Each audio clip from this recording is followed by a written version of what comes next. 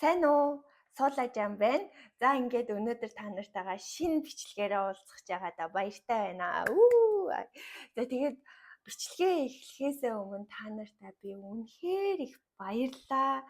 Миний YouTube channel маань, subscribe маань маш сайн нэмэгдэж байгаа. Instagram маань энэ байна. Бас маш сайн нэмэгдэж байгаа. Дагагч нар маань тэгээд Facebook page маань бас айгүй сайн нэмэгдэж байгаа. Та нартай үнэхээр их талархаж байна. Хүмүүс маань бас бичлэгээ маш сайн үзээд гоё комент үлдээж байгаа. Энэ нь надад үнэхээр их уран болж байгаа шүү гэдгээ бичлэг рүүгээ орхосоо өмнө бүр цохон тэмдэглэмээр санагдаад ингээд хэлж байна. Та нартай маш их баярлалаа. За, өнөөдөр би юуны талаар ярих вэ гэхлээр Японы бага сургуулийн талаар ярив. Энэ бас Instagram дээр асуулга хийхэд хамгийн өндөр маш олон хүнээс хүсэлт ирсэн сэдв байгаамаа. За миний хувьд 3 хүүхэдтэй гэдгийг та нар маань одоо бүр сайн мэддэг болсон баг. Тэгээд том хүн маань бага сургуулийн 6 дугаар ангид сурдаг. Одоо ирэх 3 сард бага сургуулаа төгснө гэсэн үг байхгүй юу? Тийм учраас ерөнхийдөө ингээ бага сургууль 1-р ангиасаа 6 дугаар анги хүртэл яаж явагддаг вэ? Хэрхэн явагддаг вэ гэдгийг ерөнхийдөө одоо би ингээд туршлагаараа хүүгийнхаа туршлагаар ингээд ээж хүний хувьд өөрийнхөө биеэр мэдэрсэн зүйлээ бас мэддэг зүйлээ энэ бичлэгээрээ хуваалцъя гэж бодлоо. Тэгээд өмнөх Япон цэцэрлэг ямар байдаг вэ гэд үзег байгаа хүмүүс энэ холбоосоор ороод үзэж болно. Тэр бичлэгийг маань үзсэн хүмүүс маш хэрэгтэй мэдээлэл байна гэд гоё комментууд үлдээсэн байгаа. Тэгээд миний хувьд нөгөө суугаал ингээл мэдээл цуглуулаад ингээд ах цаг зав үнэхээр байхгүй байгаа учраас би яг өөрийнхөө туршлага дээр тулгуурлаад ингээд маш товчхон мэдээллүүдийг өгч байгаа гэдгийг бас анхаараарай. Бүр илүү ингээд суугаад яг ийм байдаг, тийм байдаг гэд ингээд судлаад уншаад ингээд оруулах юм бол зөндөө зүйл бас байгаа. Миний бичлэг бас зарим нэг зүйлийг орхигдуулж байгаа шүү гэдгийг битгий мартаарай. Тэгээд ойлгож байгаа хүмүүстээ маш их баярлалаа. За бичлэг рүү орохоосоо өмнө би Японд амьдардаг. Тэгээд монголчууд маань Япон бараанд үнэхээр дуртай байдаг. Тэгээ миний хувьд та нарыгаа Монголоос хаанаас Япон бараа, чанартай Япон бараа хэм дүнээр авах боломжтой вэ гэвэл Асахи Япон бараа гэд дэлгүүр байгаа. Асахи. За одоо Монголд ингээд маш олон салбартай болоод ирж байгаа. Асахи бол яг Японоос бүх бараагаа аваад тэгээ Монгол руугаа хурдан шуурхаа явуулаад ингээд борлуулдаг ийм дэлгүүр байгаа шүү. Монголдо Япон бараа авмаар байгаа хүмүүс маань Асахигаар идэвхтэй үйлчлүүлээрээ. Үүний хувьд бусад Япон барааны дэлгүүрүүдийг бодвол харьцангуй хэм дүнээр борлуулдаг шүү. Тэгэхээр Монголдо чанартай Япон бараа авахыг хүсэх юм бол Асахигаар үйлчлүүлээрэй. За ингээд бүгдээрээ бичлэг рүүгээ оръё. За манай хүү 2019 оны 4 сард бага сургуульд орсон байгаа. Ерөнхийдөө бол бага сургууль руу ороход нөгөө өдөр өмжүүлэлт байдаг байсан шиг багш нарын нэм бүр маш одоо том тийм анхаарал халамж нь ингээ байхгүй болдог. Шууд 1-р ангид ороод өглөө 8 гэд гэрээсээ гараад өөрөө сургууль руугаа ингэж алхаж явдаг ч юм уу те. Тэгээд бие дааж эхэлдэг.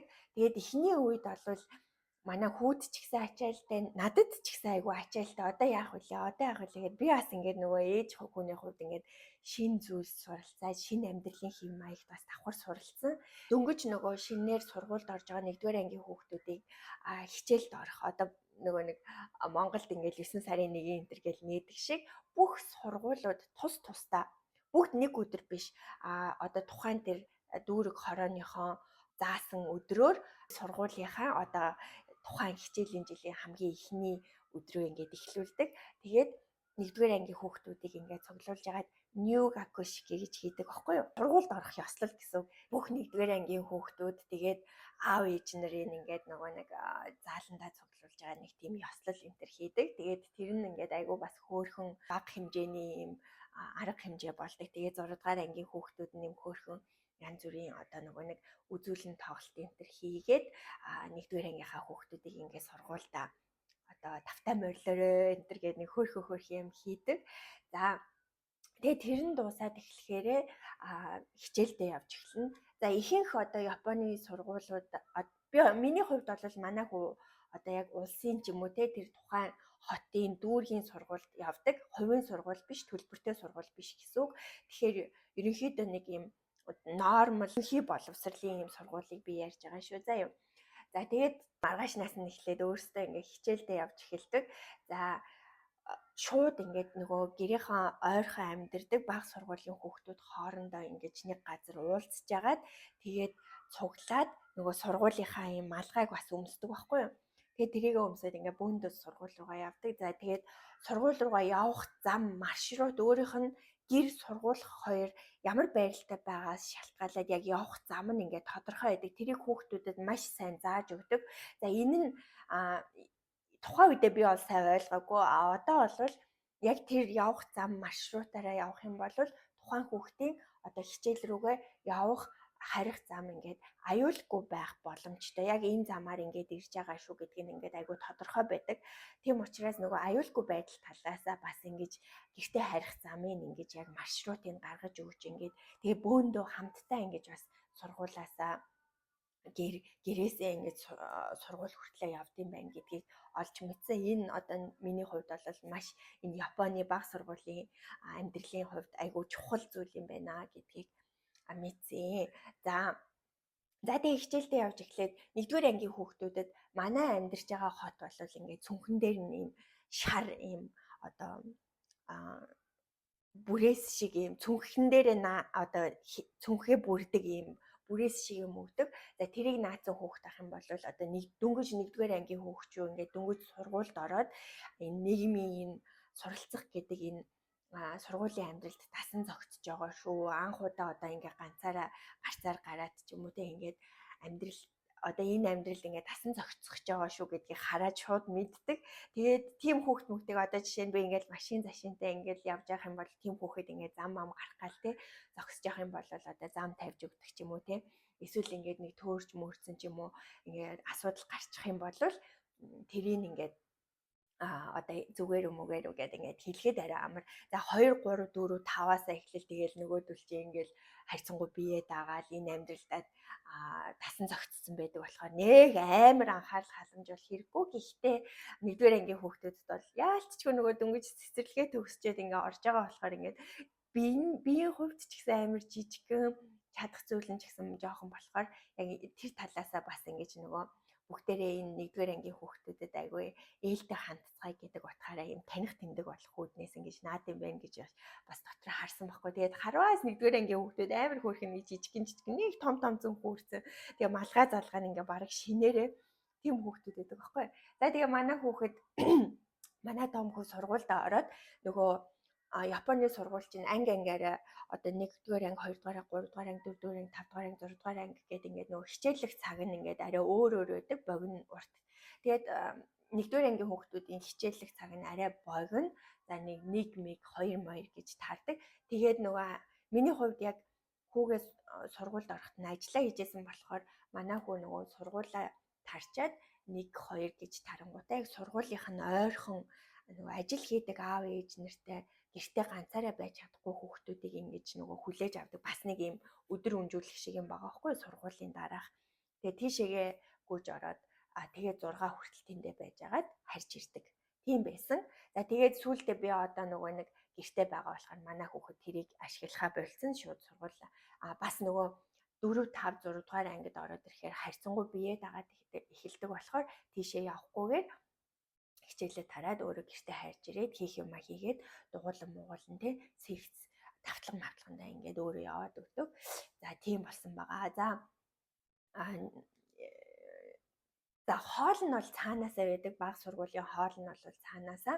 Тэгээд бага сургуульд ороход бол ер нь бол нэлээд олон юм бэлддэг. За тэгэл нөгөө малгай, цүнх нөгөө сургууль дотроо өмсөх юм цагаан кет эдгээр чинь нөгөө гутлаа байнга сольдог. За тэгээд нөгөө биеийн тамирын шорт, подолк, улаан, цагаан малгай тэгээд хичээлийн хэрэгслүүд энэ төр гэх тиймэрхүү юмнуудыг нэлээд сайн бэлддэг. Тэрийг бол тэгээд сургуулиас өгсөн бичгийг харж агаад бүх одоо сургуулиас ингээд сар болгон за энэ сар бол ийм юмыг ингээ хийнэ, ийм төлөвлөгөөтэй ажиллана гэд ингээд захиа ирдэг. Тэгээд тэр ерөнхийдөө тэр захиа махыг нь хараад ингээд за ингэх юм байна, тэх юм байна гэд юм айгуу сайн шийдээд явдаг. За бас цэцэрлэгтэй адилхан нөгөө улиралдаа нэг ч юм уу те эсвэл хагас жилдээ нэг нөгөө нэг яг багштай нь ингээ уулзаад танаа хүүхэд ер нь иймэрхүү байгаа, сургууль дээрээ юм байгаа, гэртээ ямар байгаа вэ ч юм уу те тиймэрхүү харилцан яриаг ингээд багштай нь хийдэг. За тэрнээсээ гадна бас ингээд бүх нөгөө ангийнхан сурагч нарын аав ээж нарын цуглаж агаад бас юм нөгөө яриа мараа хийгээд багш нь яриа мараа хийгээд тийм зүйлийг бол улиралдаа биш хагас жилдээ ч юм уу ингээд нэг хийдэг. За тэрнээсээ гадна бас нөгөө сургуулийн янз бүрийн арга хэмжээнүүд байгаа. За нөгөө пикник ч юм уу те тэгээд сургуулиас гадуур үйл ажиллагаа гэдэг ингээд нийтдээ хамтдаа явдаг юм байгаа. Анги ингээд дэвшигт тоолонд ингээд хийдэг нөгөө ивент одоо арга хэмжээнүүд нь ингээд өөр болдог. Одоо будаа тарих ч юм уу те будаа тарьдаг. Сая 6 дугаар ангийнхан хөдөлмөрийн хичээл дээр болохоор малгайг нь угаалгасан гэсэн гараараа угаалгасан. За удахгүй бас хоол молны хичээл орохын гэсэн. Тэгээд ерөнхийдөө болвол Японд ингээд нөгөө баг сургуульд амар хичээлээр нүдэхээс илүү ер нь нэг юм нийгмийн амьдралд орох талаас нь ч юм уу те тэгээд тухайн хүүхдийн чаддаг зүйлийг ингээд одоо улам сайн чаддаг болгоё ч юм уу те тэгээд хичээл бол чухал. Гэхдээ хичээлээсээ илүү Японы баг сургууль хичээлээсээ илүү тэр хүүхдийг нийгмийн амьдралд амьдрах, биеэ дааж сурах тэр тал руу ингээд аягүй сайн чиглүүлж өгд юм болов уу гэж харж байгаа. За тэгээд японочууд бол нөгөө энийгээ хүлээн зөвшөөрсөн болохоор баг сургуульд ингээд нэг тийм хичээл амар хичээл нь ингээд сайн болоод мундаг болно гэдгээ ингээд тэрийг ингээ хүлээн зөвшөөрсөн. Тийм болохоор тэрнээсээ хичээлээсээ гадуур хүүхдүүдээ айгүй их давталганд явуулдаг. За тэгээ манай хүүхэд бас ингээ давталганд яваад хичээлээ дуусч ирчээд давталгандаа яваад тооны давтлага Япон хэл одоо монголоор бол монгол хэл гэсэн үг байхгүй одоо үндэсний хэл те. Тэгээд нөгөө англи хэл мэл ч юм уу тиймэрхүү давталганд нь айгүй сайн явуулдаг. За ерөнхийдөө бол Японы бага сургууль яг энэ нийгэмшиг тал дээр л амар чухалчилж ажилтсан байна гэдгийг аягүй сайн мэдэрч байгаа. Тэгээ хүүхдүүд хоорондоо харьцах харилцаа тийм олон нийт донд биеэ хэрхэн зөв авч явах уу ч юм уу тиймэрхүү тал дээр нь аягүй сайн ажилтсан байна гэж харж байгаа. Тэгээ манай эрэгтэй хүүхэд болохоор эхлээд нөгөө 1-р ангид байхдаа ингээд яг дөнгөж шинэ болохоор гайгүйсэн. Тэгээ 2-р ангиасаа ороод найзуудтайгаа жоохон ингээд зодтолтож модолтохгүй. Тэгээд тиймэрхүү асуудал гарч ирсэн болохоор багш нар нь тэр талаар ингээд аягүй сайн харьцаж ажиллаж өгд юм билээ. Тэгээд 4, 5, 6 дугаар ангидаа ороод харьцангуй тэр нь ингээд багасаад багш нь ч гэсэн хийлээд ингээд яавал одоо хүнтэй ингэж нудраг зөрүүлэхгүйгээр те өөрийгөө ингээд зөв илэрхийлэх үү тэр хүнийг илүү ойлгох уу гэдэг талаас нь аягүй сайн ингэж дэмжиж өгд юм байна гэж хараад байгаа юм. За ер нь бол нэг баг сургууль нэг иймэрхүү одоо манай хүү 6 дугаар ангид орсон хийх юм нь аягүй их болцсон. Тэгээд нөгөө 6 дугаар ангийн хүүхдүүд чинь дөнгөж орсон 1-р ангийн хүүхдүүдээ ингэж бас нөгөө нэг анхаарад одоо компьютераа яаж ажиллах уу, ийм арга хэмжээнд яаж орох уу марх уу гэдгийг ингээд зааж өгдөг гэсэн. Тэгээ манай хүүд бас ингээд 1-р ангийн нэг хүүхэд ингээд одоо даалгаад өгсөн. Тэгэл тэрийгээ ингээд юм болохоор очиод ингээд яаж ийж ингээд юмыг ингээд заад өгдөг гэж байгаа байхгүй. Тэгээ манай хүү ч гэсэн анх сургуульд ороход 6 дугаар ангийн ах эгчнэр нь бас тэгж зааж өгч байсан гэж байгаа байхгүй. Тэгэхээр энэ нь бас айгүй хөөрхөн юм байна гэж бодогдсон. Нөгөө багс өөрөөсөө юм жоохон чадвар муутай ийм хүмүүс хэрхэн яаж туслахыг өөрөө бодоод тэрийг ингээд зааж ингээд сургаад тэр хүүхдээ ингээд энэ сургуулийнхаа амьдралыг тухтаа өнгөрүүлэхэд нь ингээд тусалдаг. Ингээд би биэндээ ингэж тусалдаг. Тэгээд тэр аль хин нь тэрнээсээ ингээд олон зүйлийг ингээд суралцаж авд юм байна гэж хараад байгаа. За тэгээд энээс илүү ингээд цаашаага бүр ингээд задруулаад ингээд ярих юм бол бүр амар урт нуршуу болчихно. Тэгээд ер нь Япон сургуулиуд яг нэг амьдэрдэг харьяа энэ дүүрэг хороогоороо явах сургууль нь ингээд шийдэгддэг. Одоо ингээд манай ойрхон зөндөө олон бага сургуулиуд байгаа байхгүй юу? миний мэдхийн л одоо ингээл 5 6 баг сургууль байгаа. Гэхдээ тэднэр нь яг ингээд нөгөө амьдарч байгаа хаягаасаа шалтгаалаад явах ингээд харьяа сургуулиуд нь шийдэгддэг юм бэлээ. Тэгэхээр хамгийн гэртээ ойрхон ийм сургуульд ингээд явуулдаг. Японд болохоор нөгөө баг сургуулийн анги нь жил болгон багш нарын солигдно.